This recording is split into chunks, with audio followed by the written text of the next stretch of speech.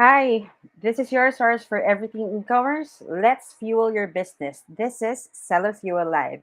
So, hi everyone. It might be a surprise. You're used to seeing Jason on the screen, but this time it'll be me. So, just a short intro. I'm Jamie. I'm the social media manager for Lucky Kid and Seller Fuel. So, today I will be moderating our panel discussion. So, again, thank you for joining us today. And for those who are watching, make sure to post a comment or join us in the chat so we know you're there.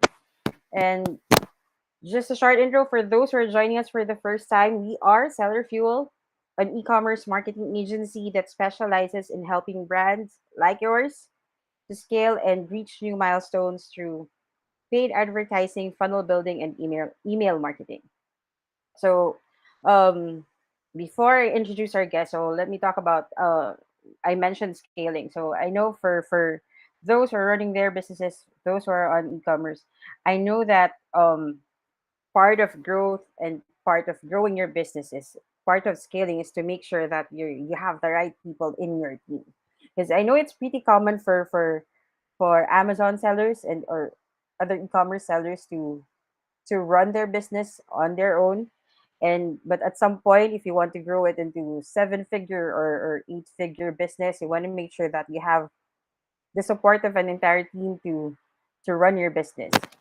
And with that, uh we'll talk about and we'll dive deep dive on one of those first steps when you're scaling your business. So that's the recruitment process. So you need a team of top-notch professionals who are passionate about what your company believes in and are really good at what they do to help you and your business grow and scale to the next level. So again, today's guests, in my opinion, are pros when it comes to recruiting new team members, and they can really give us valuable insights on the topic of recruitment. So, the title of our topic today is the hiring hustle: why a company's recruitment process is vital to success. So, but before I introduce our guest, I want to say hi to everyone's watching who's watching. Oh, Jason said good morning. Everyone else, you can chime in and leave your comments in the chat. And if you have any questions, just make sure to post those questions, and our panel of experts would be more than happy to answer your questions. So with that, let me introduce our panelists for today's discussion. So first, this is someone you all know very well. He's the CEO, founder, and visionary behind the e-commerce brand Lucky Kid and the e-commerce marketing agency Seller Fuel. So let's all welcome Jason Shea. Thank you for having me. I'm always here, by the way. Yeah, you're always here. So I'm taking your show for once. Okay, so our second panelist is a seasoned HR professional with 8 years of experience in both corporate and digital setups with various businesses. So she really put her expertise to the test, especially during the pandemic, setting up all this business or helping all these businesses um, through human resource. So she has experience in recruitment, employee relations, and total rewards processes. So she is our current human resource manager in Lucky Kid and Seller Fuel. Please welcome Christine Peñada. Hi, Chris. And one more thing I want to add, I really appreciate and really thankful for all the good work that Chris has done for our team. Without her, For we won't sure. have the robust hiring process that we have right now. She actually rewrite the entire company policy that I wrote a few years ago. That was very, very basic. Wrote it to be like actually we now look like a real company now. So thank you so much. Yeah, that I know for sure. I was part of that initial team from back in 2018, I think. Jason, we were just Yes. starting Lucky Kid. So if I may say so myself, that company policy is already archaic. So thank God we have Chris. Yeah. Yeah. Yeah, Hi and also, everyone. Hi Jamie. Hi Jason. Yeah. one more So thing I want to say mhm. highly about Chris is she also take the initiative to create an internal HR page that have our employees' birthday, upcoming events, Yeah. overseas policies. So thank you for really going above and beyond and doing everything that for our team. And as right now we have 13 people on in our organization, and we are hiring 7 people because of quiz, of course. So Ooh. thank you so much for all the hard A work. lot. Thank you, Jason. Thank you, Jamie. Again, hi, I'm Chris, and I'm happy to be here. This is my first time to to, to be in the Seller Fuel Live. I'm always on the background. Again, I'm part of the foundation and also the one that is running all of the processes that is needed when it comes to the company. So yeah, hi everyone. Thank you, Chris, for joining us today. I know you're thank you for joining us. Although I know you're nervous, but still, Yeah. let's have some fun. Okay, so last but not the least, so our last guest is someone who has more than 15 years of experience. So in various parts of or various areas of businesses like merchandising, sales, business development, business expansion, and even digital marketing. So he is behind the businesses Tendy Company and Chef Sack to name a few. Let's all welcome Keith True. Hi, Keith. Hey guys, what's going on? Thank you so much for having me on this panel today.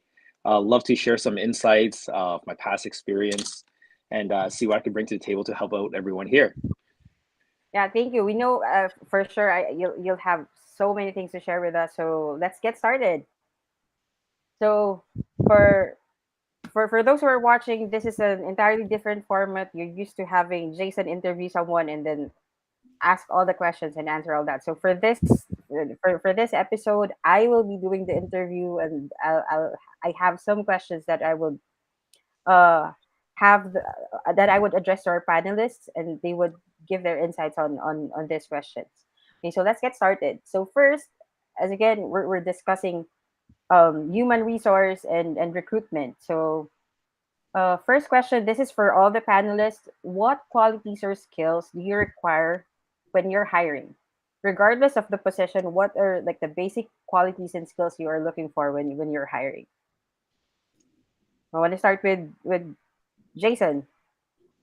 I think for me, based on my experience, I really prefer to hire based on cultural fit.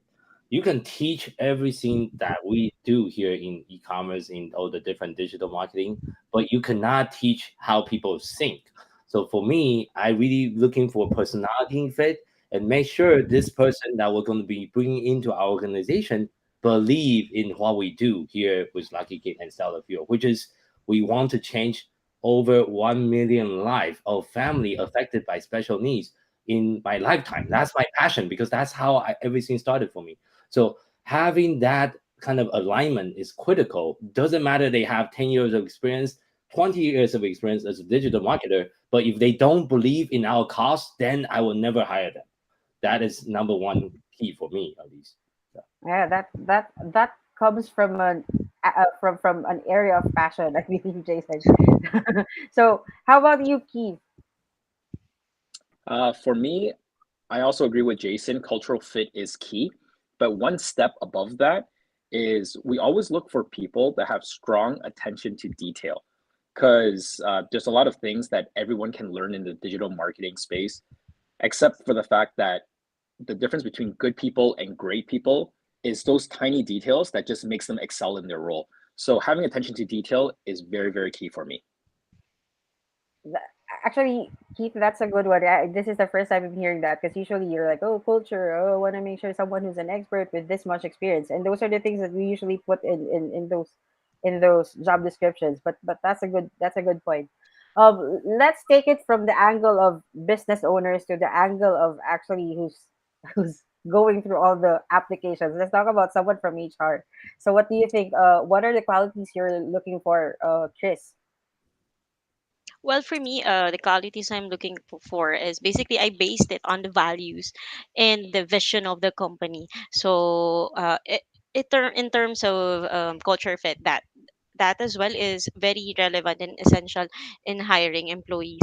But I would like to add as well in with qualities as that innovative, having that innovative mindset, hiring a person who actually goes beyond and being open to ideas is something right now in the space that we are in, where everything is digital, everything is upscaling, everything is being updated on a daily basis. We need to hire people that are innovative, can bring ideas, and are also able to accept ideas as well.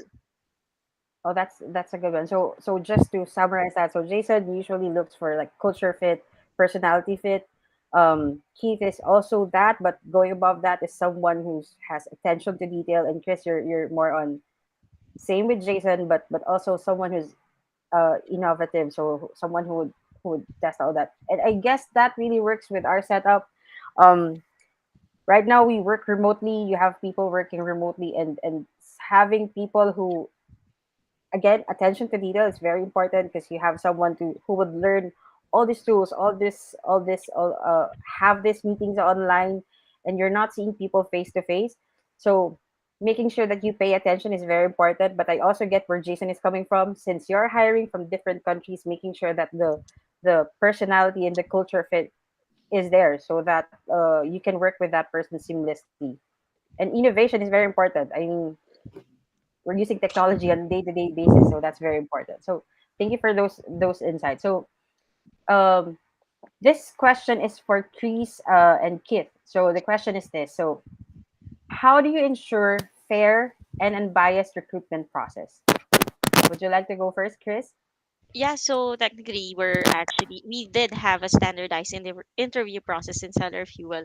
Also for that to be fair and biased, we created specific assessments for each of the position, and also have a diverse interview pan, um, interviewers as well. So for them to evaluate the applicants. Okay. How about you, Keith? How do you usually do it? Yeah, so similar to what Chris does is we also have a assessment what is an actual task that we give to every single person that applies. Is the same task that everyone gets, and they have the same time frame to complete it. And we usually set the expectation that once it's completed, we review everything together, either myself or with another team member, to just ensure that it's unbiased. And whatever we think about each candidate, we don't look at anything else aside from the test task. And then from there, if we think the test task is good, and this is of course assuming that they already are like a little cultural fit and they already have the attention detail, which will come out in their work. That's how we ensure that everyone has a fair chance at the role. I see. But just out of curiosity, have you guys ever been into that position wherein you have multiple applicants and then you get into a like a tie? So you have, say, two people who are like gets all pass all the assessment, gets all the tests right, but then you get into that point where you have to decide, okay, so which one will we choose, and how do you handle that situation? Keith, so because I you Uh, mentioned like the assessment and all that, so Yep, how do of you deal course. with So that? usually at that point, we further discuss more of like a cultural fit, who we think we would work better with. Because at the end of the day, this is somebody new that is going to be integrating with our team. And part of our interviews is just getting to know them as a person, what their personality is like. And a lot of the questions we add is behavioral questions that don't have a Ah, right or wrong answer. It's just how you personally would go about approaching a specific situation. And if depending on their answer and how they go about handling a situation, that's what we're assessing based off of. And then at the end of the day, because they are joining our team, we just have to like the person. If we don't like them, no matter how good they are, it's just not going to work out. yeah, Yes. yeah, that's a really good point, and I think Jason and Chris are also nodding because we've been through that tight spot as well. Like, oh, this in paper, this person is really good, but then when you actually interview this person, it's like, oh, something's really off. I don't like how he handles this situation. Okay, let's move to the next one. Yeah. So that's a really good way to. So for those who are listening, and if you're planning to hire people to add to your team, think of it. Don't just consider skills, because you can easily put all that in your CV, but it's a whole different ballgame once you interview that person and really figure out if they are a perfect match for your team, skills wise, and of course, personality wise. So make sure to consider that. Okay, I have so. a follow up question to that. As not I want to throw a curveball here. Is I have been thinking about, like, because I was reading and studying about the hiring process, about hiring in pairs. So hire two people at the same time in the same role and they will start doing the same identical task for the first 30 days. It's almost like a friendly competitions. If they are both really, really good worker, we'll keep both. But if one is much better than the other, we'll only keep one of the employees. Have anyone have this kind of experience doing hiring in pairs? I don't know, Keys, have you Mhm. tried that? I haven't tried that yet, but it's funny that you mention it because I'm actually doing that right now. So for somebody else that Oh. we're in the middle of hiring a new video editor, and I realized that when we onboard somebody during those first 3 months, of course, you're working hand in hand with them to be sure that try to get them up to speed. But what if you were to teach more people at once and then just hire the best out of the three or the five or X number of people that you bring on board initially? Um, Mhm. so that's what I'm kind of trying to do right now is that for this new video editor role, I'm going to bring on three people at the same time and then may the best man or woman win. Of course, to be fair for everybody, we still lay out, the stipulation saying, hey, you are going to be joining. It is like the first 3 months, but the first 3 months, there's only there's only going to be one position open. And Mhm. as long as you're okay with it, we will still pay them for those 3 months of work. And hopefully from there, we get somebody really, really good that is a perfect fit for our business. Mhm. Yeah. Jason, you asked that we didn't just do two for one of the companies I've worked with before. We did five, five Whoa. people at once. Why everyone? Wow.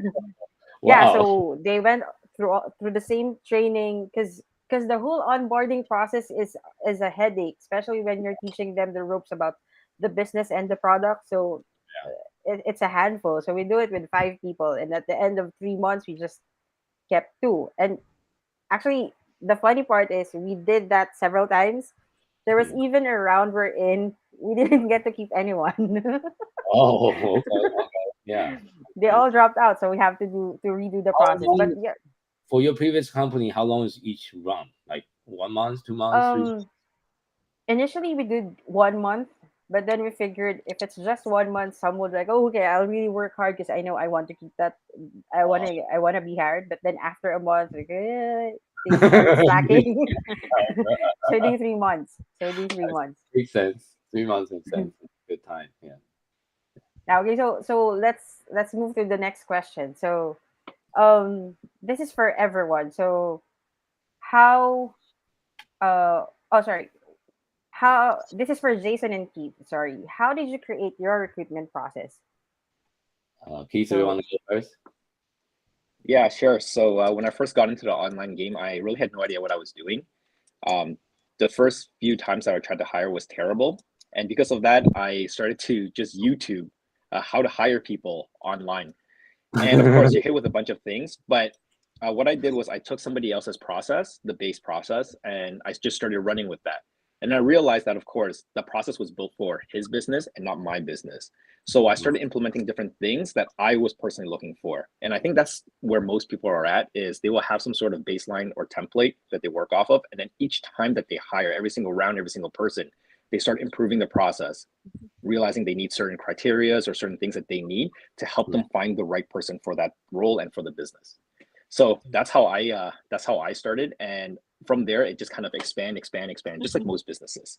Yeah. I see, In I see. support of that, Kit, yeah, I think the recruitment process is really based on the needs and the growth of the company. So again, continuously and enhancing and automating your process is essential in the recruitment process as well.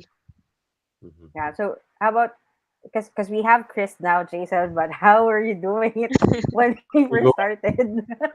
Well, I'm kind of like Keith. I YouTube everything and try to learn by myself. And I was in a lot of different e-commerce mastermind where everyone like you meet a lot of. That's actually how me and Keith met. Is through like a mastermind. So you brainstorm about, okay, this is how I hire. This is how you hire. This is how I should hire. And that's kind of how I learned. And of course, in the beginning, it's very scrappy. I was trying to interview everyone, and people don't show up.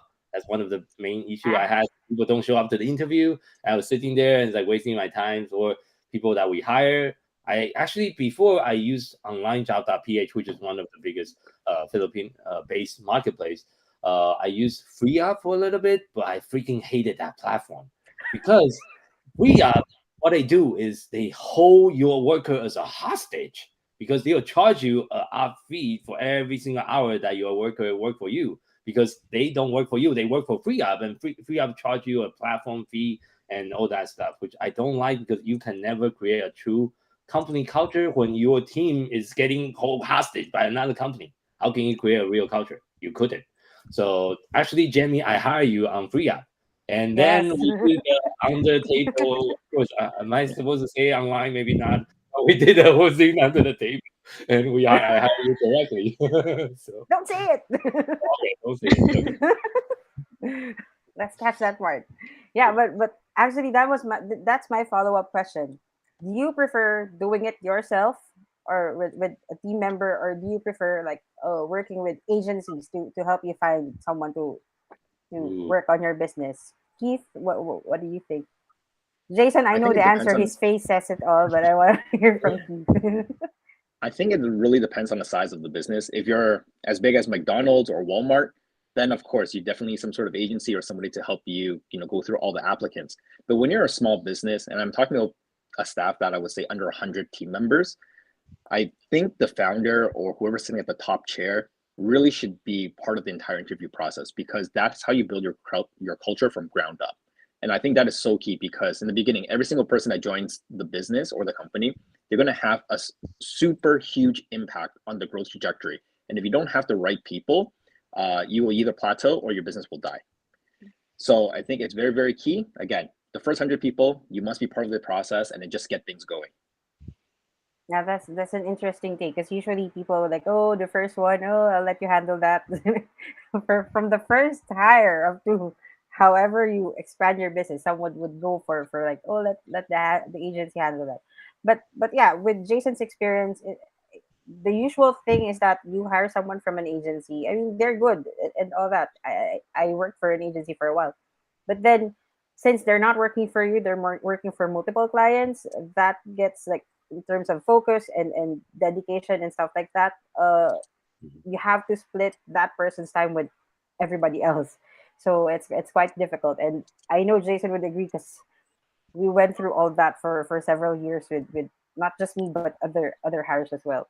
Yeah, I totally agree with Keith. Initially, when as a small company, you should hire yourself, and I did that for many years before I have Chris. I was just doing all the interview, do review all the application myself, and I did it for many years because the key thing, like Keith just mentioned earlier, is having the right people in the right seat. That's critical because you have the wrong people, it doesn't matter how good of an experience they have. They can actually sabotage your entire organization because they have more experience than you. They can actually take over, like, and do a whole bunch of sabotage behind the scene. So I think it's critical to be very involved. Even right now, with now I have Chris helping me out with the hiring process, but I'm still the one that's making the final decision on, okay, is this the person we're going to hire at the end or not? So I'm still having a little bit. I'm still involved in the process. I don't just say, "Oh, Chris, go find someone and hire someone." I'm still trying to be very hands-on with the process and give her feedback, give her a suggestion, invite her to like a panel like this, so she can get additional like information, share her experience, and also get some like additional, I guess, experience and knowledge from other entrepreneur or other HR professionals. So Okay, that's those are good insights, and I hope those who are watching will get some insight on how to do it with everything that we're talking about. So here's the next thing. So we all want to have the best in our team, but how do you actually attract top applicants to first to apply for the job that you're posting, second to actually uh go for your business, like actually work for you. Let's start with Chris. Let's start with you. How do you usually attract all these top applicants? Well, attracting top applicant is technically well, using metrics that you would see if what platforms and what type of hirings you strategies that you would need. So we here in Seller Fuel, I've already discussed this with Jason. We also we're creating metrics that would be able what that would able us to identify what platforms are effective on our recruitment process, so that we would actually attract applicants also based on the performance as well of the hirings, because I see it that what we shouldn't just stop from when we onboard the employees, but we should just basically see their performance as well in the probationary days and up to the regularization, so that you would see how effective are we attracting and hiring top talent as well. I see. So, as for you, Keith, how do you usually? What are the strategies to attract top applicants? So for me, I use a two-prong approach. The first one is always network with people. So let's say, for example, like I know Jason pretty well now. If I know that if I ask him like, hey, do you know anybody to fill in this particular position or to help me in this particular area? He probably might know somebody that he can introduce me to. So I think networking is key because immediately from there, you already have that goodwill and connection with the person. And you know that they aren't going to steer you wrong. So that's very important. But the second part is if you're trying to attract people who in a sea of applicants that you've never met before, I think it's obviously one, pay a fair market wage or fair market salary, that right? But the second part is make sure that the title that you give for your job posting is what they would want to call themselves. And I think that's very key in terms of alignment. So right now I'm looking for a video editor, but of course there's a lot of different video editors, people who are new, people who are junior, senior. Realistically, I'm looking for somebody that has a senior level type experience that for something specific. So I would say see video editor or senior video editor, and I would never put SR, I'll spell it the full word, and I'll say what type of video editor it's for. So right now I do a lot of short form content, and I will write specifically for short form content on Instagram Reels, TikTok, and so on. Of course, there's other ones for like movies and YouTube and long form videos, and those are great. But unfortunately, those are not the type of video editors I'm looking for. So to find the right talent and the right people, one, good market wage, and number two, make sure the title and your job posting is directly what you're looking for, so you get the right applicants. I see. That's a good point. So coming from, so you guys do all the hiring, and I'm the one who usually applies. So coming from someone who applies, um, like connecting to Keith's input. So one is the pay. People look at that. It's just one of the things they have to check, and then of course the job description.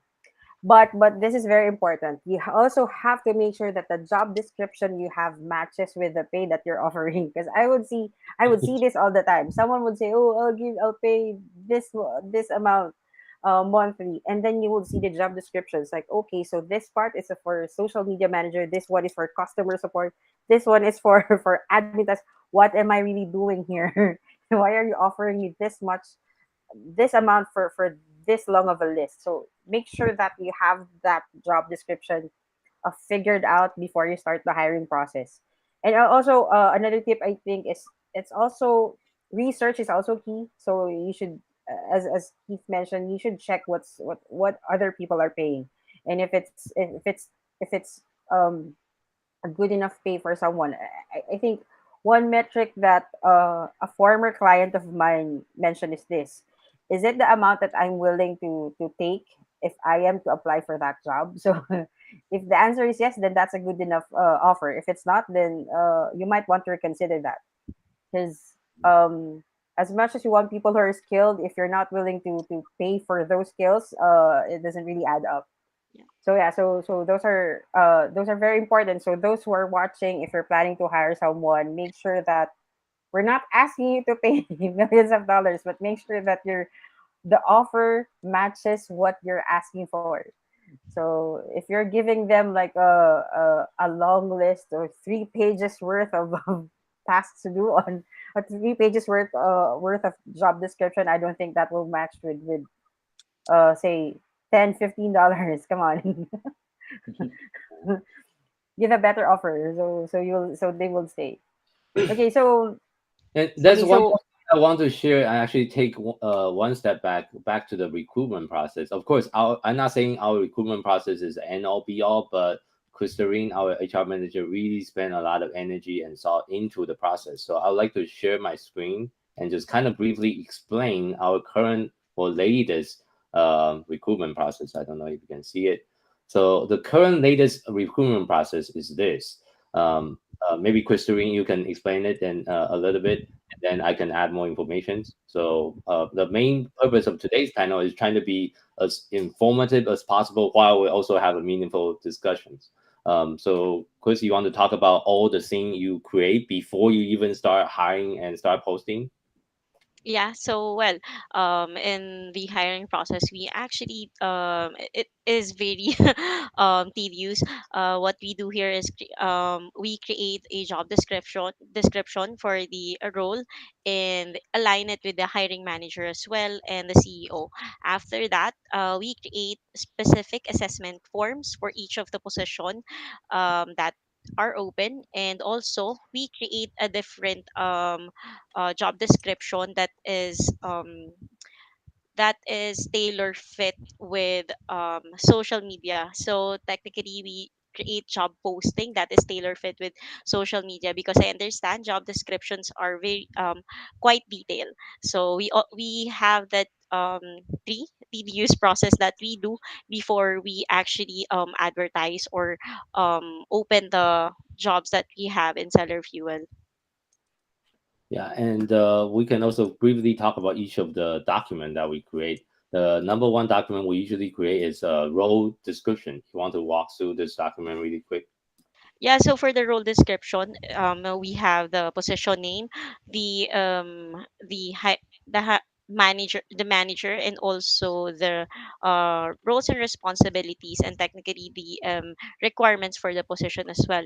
But we have added the KPIs that entails with the job, with the roles and responsibilities of the position, so that we this is more of a transparency for the applicant as well, to see what are their tasks and also their targets in the company once they are hired. And the job post, you already kind of mentioned that that's pretty Yeah. standard. So Hmm. but we do try to include like a pretty long company overview, so they know who we'll be working for. Yes. So, and one more thing we also added, or actually improve on it, is also there's a job application form.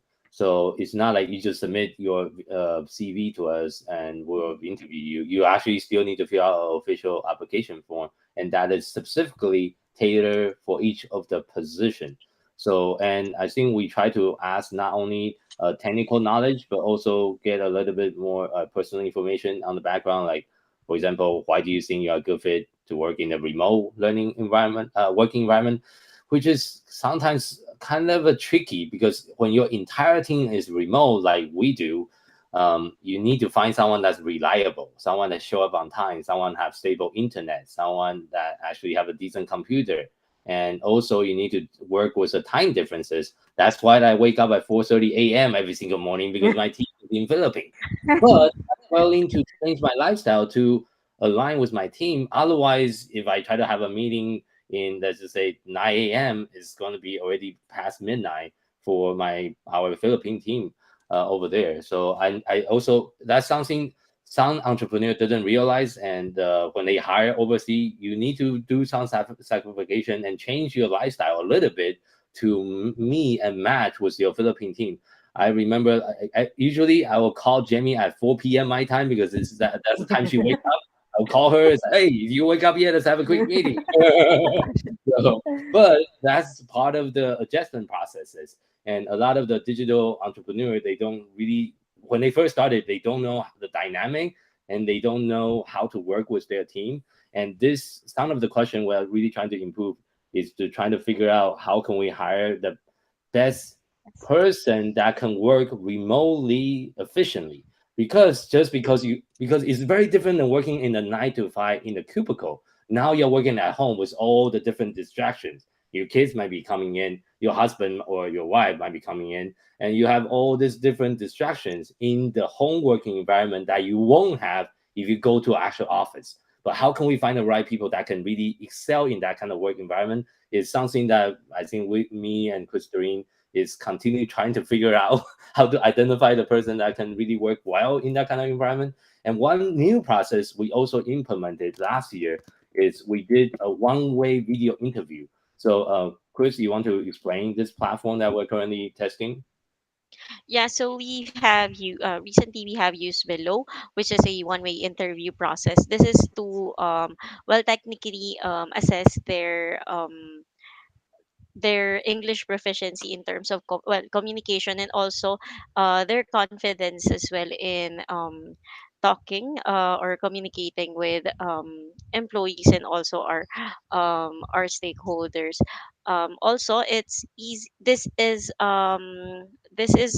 an automated process in order for us to remove the part that for people or applicants that actually don't show up in interviews in the initial interview process. So we went to this route so that we would be able to eliminate that stressful event that happened in the past few years, where we have we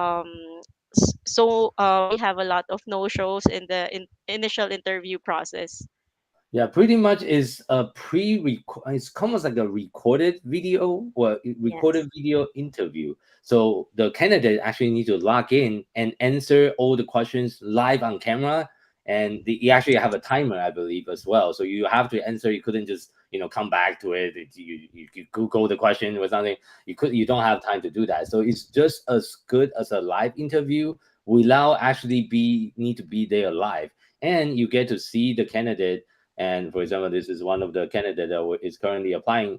You see them on video answering every single question that we ask them to answer before we do a live interview. That really help us to streamline our processes, and we can so Christine can review a lot of candidates really fast. And one more process I am also thinking about improving this year. I don't know, maybe that's a question for you, Keith, as well. Is I'm thinking about doing group interview after this step. Okay, let's just say 10 people went through this step and maybe we like five of them. Instead of interviewing them one by one, we can interview all five of them in the same Zoom or Google meeting room, so we can see how is the dynamic of them work, like kind of put on the spot and in front of other people as well.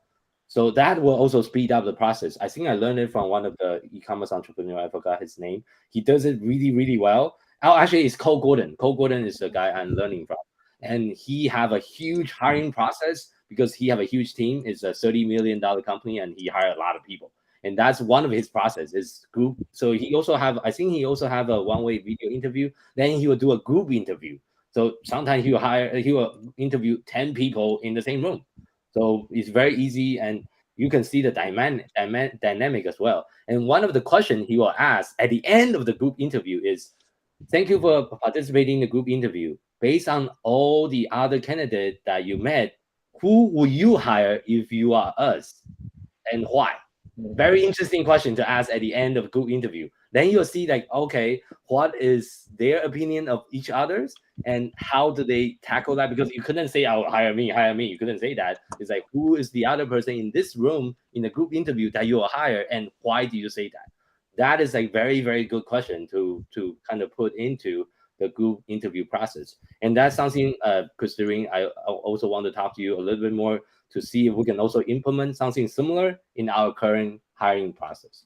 So Yeah, that's an interesting take. I think for those who are watching, this may come in as something overwhelming, but rest assured that you don't have to implement everything all at once. So pick those ones you think that would work for you, and for those that you don't think, oh, I don't think I can do it right away, then you don't have to. Again, as we mentioned earlier, Keith mentioned it, Chris mentioned it, it's always a work in progress. You can always, oh, start with this one, and then once you hire someone, you figured, oh, okay, so we need to improve this process, then let's do that in the next round of hiring. So it's always a work in progress. So um okay, so going to our next question. So now that you've interviewed, now that you've hired someone, so how do you actually introduce your company's vision and your company's mission to your new hires? So this I think would fall to Keith and Jason. So let's start with Keith. How do you usually do this? How do you introduce your new hires to your company's vision and Yeah. mission?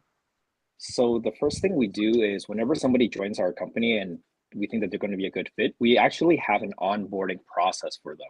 So aside from signing up for passwords, email accounts, and all that, there's actually a document for them to actually read through and things that they must do. So such as, hey, add a picture to all of your things and then all your profiles and make sure you introduce yourself to the team. And then just a series of questions that they have to respond, like what they like, a little bit about the personality, and so on. In addition to that, there's also things that they have to read that explicitly tells them what the company's visions are, what our brands are about, and then who our customer avatar is. So they have an understanding that no matter what position they role, like this is the group that we're serving. By serving them, this is how you are getting your job, and this is how you're getting paid. Because if we don't have customers, no one's getting paid. So that's very, very key. And in addition to that, there's also videos to watch. And what I mean videos is not exactly like a basic one-way video. It's more of here is some things that's directly on our social media pages that is very, very effective for our business, whether it's an ad or a piece of social content. So they really ingrain themselves in the culture of our business, like who we're serving, what we're all about. And when they see the outcome, it's like, oh, I see the final piece that the whole world is seeing, but they start to see on the back end how we came about to that. So they have a full spectrum from almost like beginning to end of what it's like in the business as a whole and from the brand's perspective as well. That's an interesting take because although I'm not part of the entire of the actual hiring process, but I'm part of the onboarding process, and that's one thing that whenever Jason asks me about that, oh, how is the new hire? Where are you at? What are you teaching that person?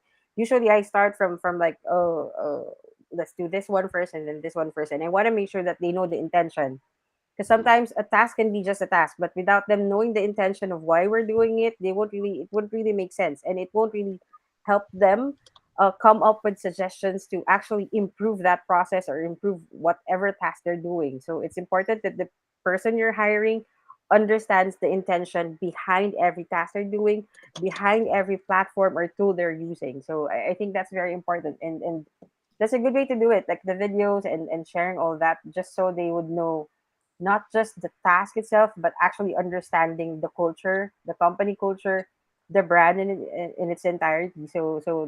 I think that's a really good way to do it. Yeah, How and about you, Jason? I think for me, How do you? it's go beyond than just introduction. Is even during the hiring process, I'm trying to Mhm. find someone that believe in my vision before you even hire them.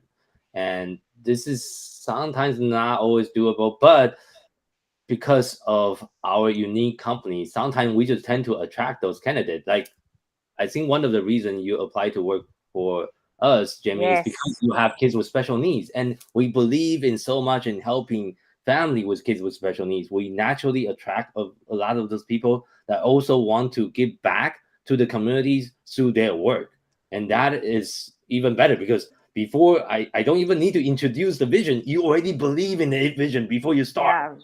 because you have kids with special needs like I do. You know the struggle, you know the day-to-day life that's like. We are not regular parents. It's not if you think parenting is hard when you have kids with special needs, 10 times harder. Everything is 10 Yeah. times harder. So Yeah, because I remember that actually that's another thing when you start posting those when you start doing all the job posts, make sure Chris mentioned it, make sure that you introduce your business or introduce your brand because that will not just help your business, but that would also help those applicants figure out if it's the right fit for them. That way mm, it lessens the whole load of interviewing people who are not perfect match to your business. Because I remember when I applied for Lucky Kid a few years back, that's one thing that made me decide, okay, I'll, because there are several, I mean, I would see a lot of social media work online, and it's like, oh, this one's okay, this one's okay, but how do I figure, oh, this is the one I like? It's because I saw that I'm a special needs parent. It's a business that caters to families of special needs, so I know that, okay, I understand the business. I'm aligned to what they want to do, and it's something that's close to, and and dear to my heart. So I applied, and how many years now? We've been working since in and out 2018 since 2018. So that's a really good way to do it as well. So okay, so now that you've discussed and we know we've introduced the company culture and the company's vision, um, in terms of like the success of your recruitment efforts, do you actually measure that, and how do you measure that? How do you measure the success of your recruitment efforts, and if you do, how do you do it? So I want to hear from Chris.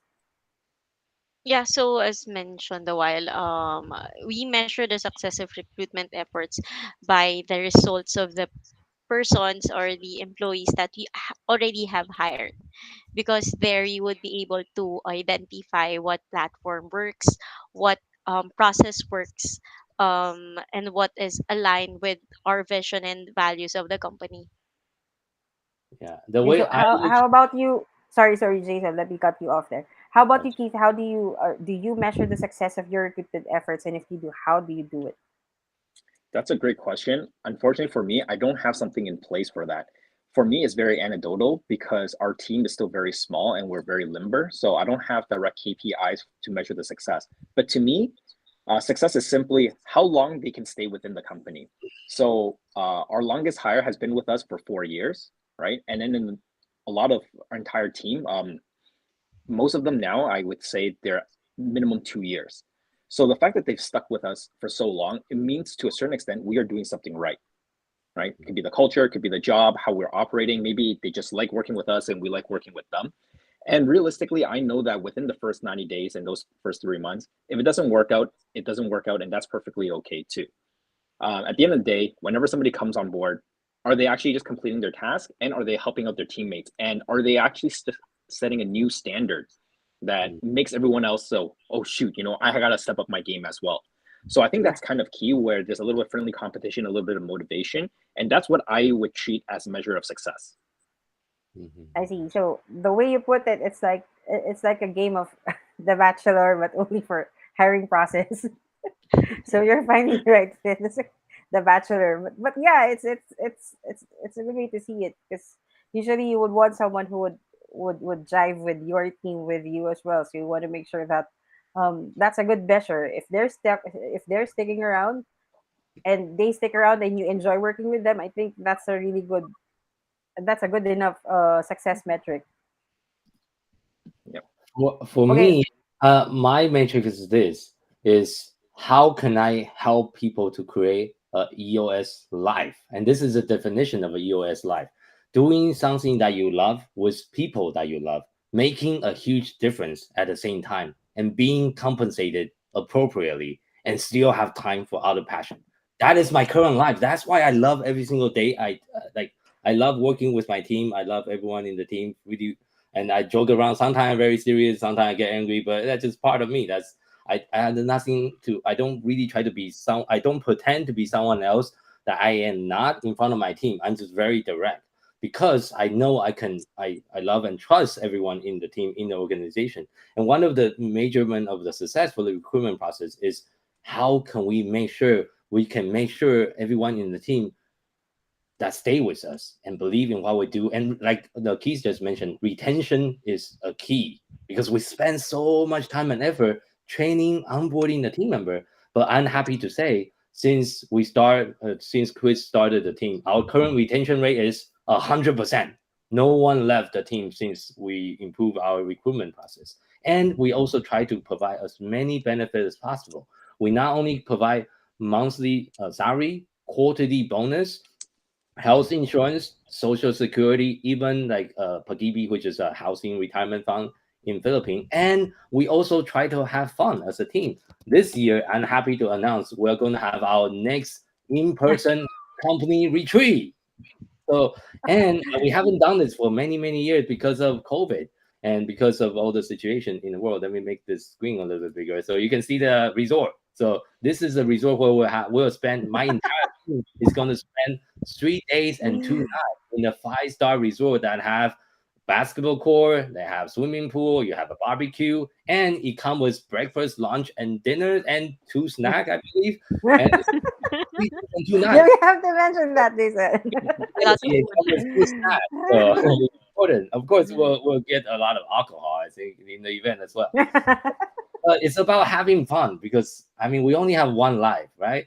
It's like of course it's important. Like going back to the EOS concept, it's important to to work with the people but you love, but also doing what you love at the same time. And having some person that can be aligned with that is going to make sure you have the best team as possible. The way I see myself nowadays, I am a huge basketball fan, and I love Phil Jackson and everything that he does with LA Lakers and Chicago Bulls. The way he taught his NBA player is what mindset, mindset, and mindset. He does group meditation with NBA player. What do we do every single Monday?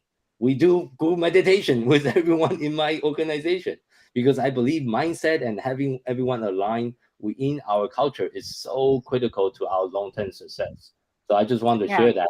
I kind of go beyond like the KPI. There's also a lot of like immeasurable or soft KPI that I'm also looking at.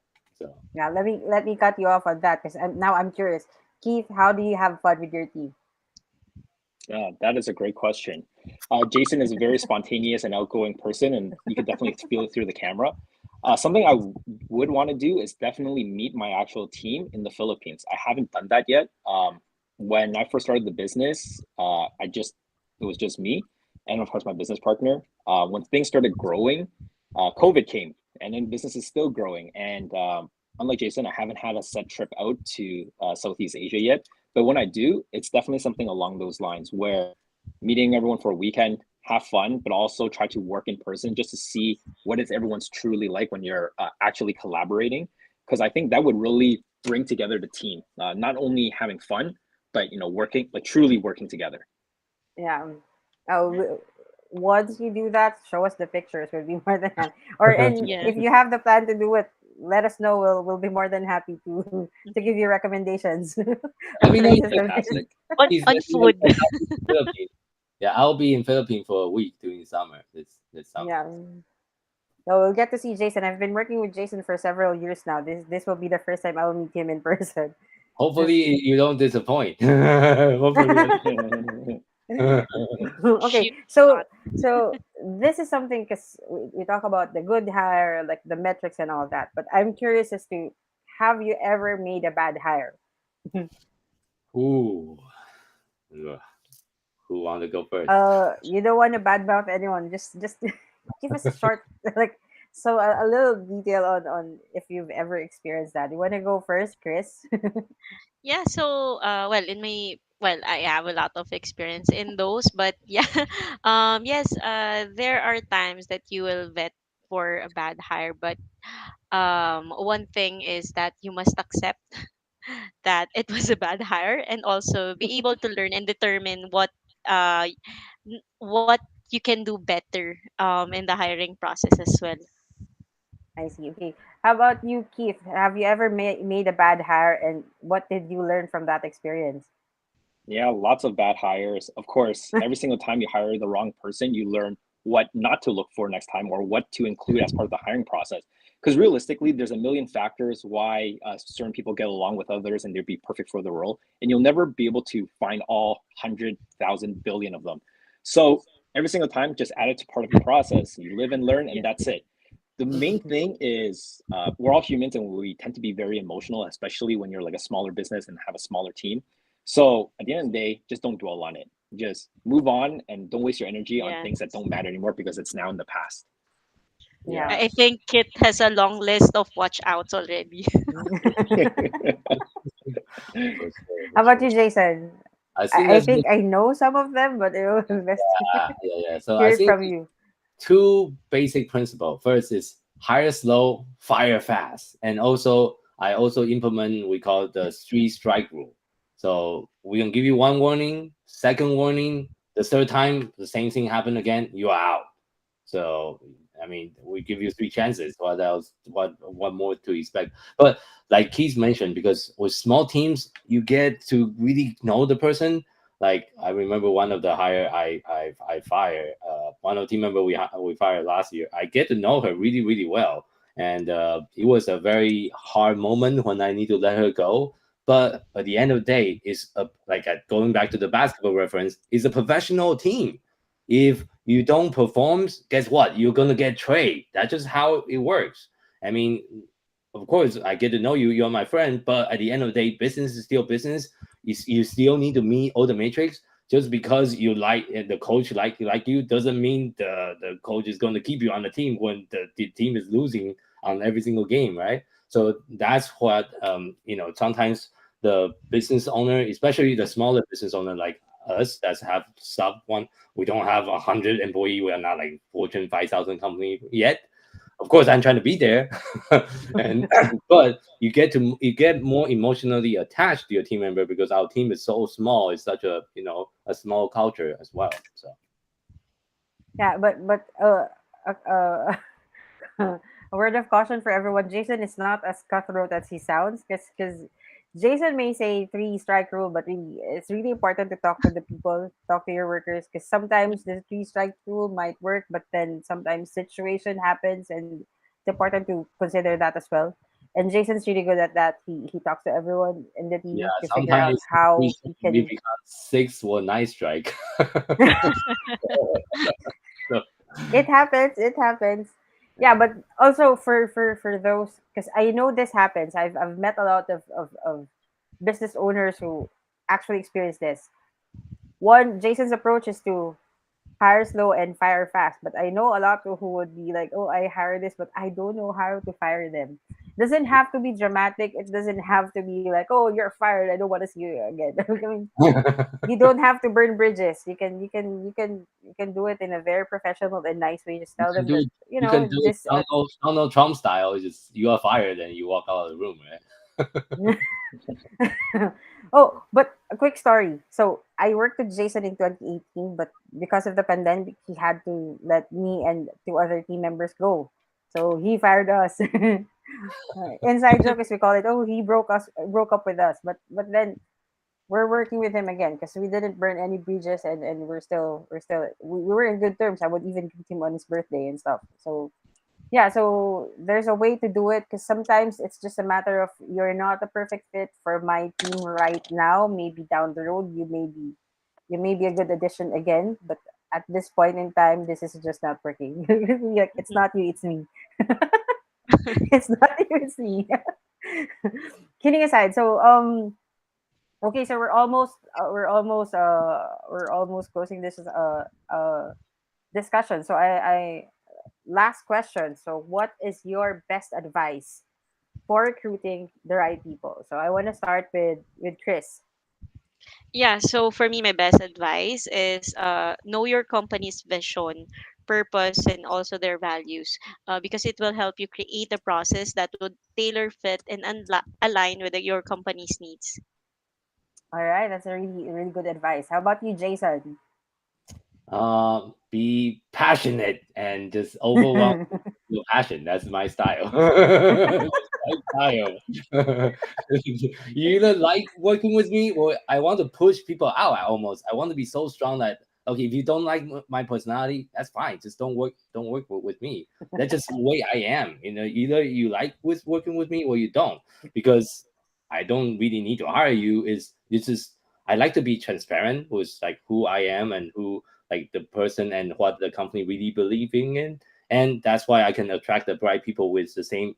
I believe in energy frequency, so I feel like that is critical because you don't want to attract the wrong people into your organization. That's going to ruin everything. But if you are trying to hide, like just try to hide behind a wall and pretend you are someone like, oh, this is who I am, but this is not really who I am. That's just not me. I don't like to hide, and I don't like to but I don't want to say something that is not true. So it's always be transparent with the potential hire. I think is very, very important. This is what I'm expecting out of you. And at the end of the day, it's really a two-way interview.